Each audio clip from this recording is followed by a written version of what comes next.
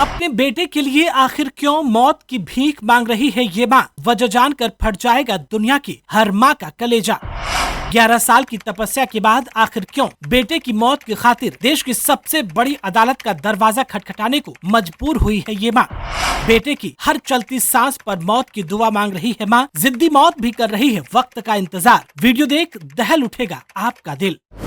दिल्ली से सटे गाजियाबाद के एक अपार्टमेंट के 3 कमरों के घर में 4 लोग रहते हैं। घर के मुखिया अशोक राणा, उनकी पत्नी निर्मला देवी और छोटा बेटा आशीष और बड़ा बेटा हरीश। बड़े बेटे की उम्र करीब 32 से 33 साल की होगी। कुछ ना भी कहूँ तो भी यकीनन इस हाल में उनके बड़े बेटे यानी कि हरीश को लेटे हुए देखकर आप बहुत कुछ अंदाजा लगा सकते हैं, लेकिन फिर भी आप दर्द की उस इंतहा का अंदाजा नहीं लगा सकते हैं जो हरीश के साथ साथ उसका पूरा परिवार पिछले 11 सालों से सह रहा है। जिंदगी और मौत के बीच की इस जिंदा मुर्दा लाश की कहानी ही कुछ ऐसी है कि ना इसे पूरी तरह से जिंदा कहा जा सकता है और ना पूरी तरह से मुर्दा। और बस इसी दुनियावी कायदे कानून के चक्कर में इस घर के इस कमरे में हरीश पिछले 11 सालों से इसी तरह से बस यूं ही लेटा हुआ है। बात 11 साल पुरानी है। तब हरीश और उसके घर वालों की जिंदगी पूरी तरह से गुलजार थी। हरीश इंजीनियर बनना चाहता था। अपने इसी ख्याल को पूरा करने के लिए 2013 में उसने चंडीगढ़ यूनिवर्सिटी में दाखिला ले लिया। इंजीनियरिंग की पढ़ाई शुरू हो चुकी थी। हरीश यूनिवर्सिटी के नजदीक मोहाली में एक पीजी में रह रहा था। पीजी में उसका कमरा 4थी मंजिल पर था। कॉलेज से आने के बाद एक रोज हरीश अपने पीजी के बालकनी पर खड़ा था और अचानक वो उस बालकनी से नीचे गिर गया। हरीश को फौरन पीजीआई चंडीगढ़ ले जाया गया। उसके सिर में गंभीर चोटें आई थी, सांसें चल रही थी, लेकिन वो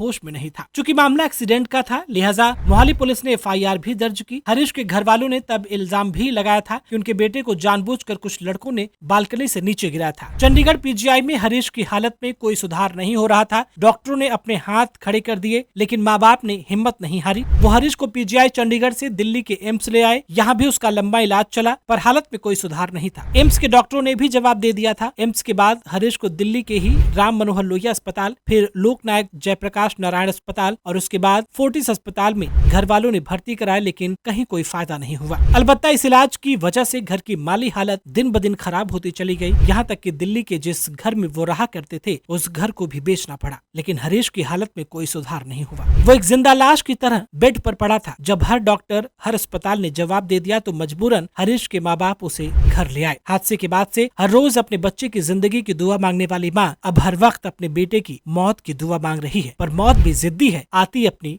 मर्जी से ही है। ठीक तभी हरीश की माँ ने एक बड़ा फैसला लिया, एक ऐसा फैसला जो शायद ही दुनिया की कोई माँ कर सकती है। माँ के इस फैसले के साथ हरीश का पूरा परिवार एक फरियाद के साथ दिल्ली हाई कोर्ट के दरवाजे पर दस्तक देने का फैसला करता है। इस बार हरीश के परिवार ने अदालत से हरीश के हिस्से में मौत मांगी। कहा कि उसे इच्छा मृत्यु दे दी जाए, इसलिए दे दी जाए क्योंकि उसकी जिंदगी की कोई गुंजाइश नहीं बची है। जिंदा होने जैसा कुछ रहा नहीं है और ऐसी जिंदा लाश को बेवजह जिंदा रखना भी जिंदगी के लिए मुश्किल होता जा रहा है। घर वालों ने दलील दी कि अदालत चाहे तो डॉक्टर या डॉक्टरों के पूरे बोर्ड से पूछ ले, लेकिन फैसला हमारे हक में दे और मेरे बेटे को इच्छा मृत्यु की इजाजत दे दी जाए। पर हमारा कानून भी अजीब है। जिंदा लोगों को मौत की सजा देता है पर मौत को मारने के लिए राजी नहीं होता। कहता है कि कानून इसकी इजाजत नहीं देता, दलील देता है संविधान का। यही वजह है कि अदालत ने भी हरीश को उसके हिस्से की मौत देने से इनकार कर दिया। हालांकि अभी हरीश के माता पिता के पास देश की सबसे उच्च अदालत में जाने का रास्ता बाकी है। अब हरीश की जिंदगी और मौत का मुकदमा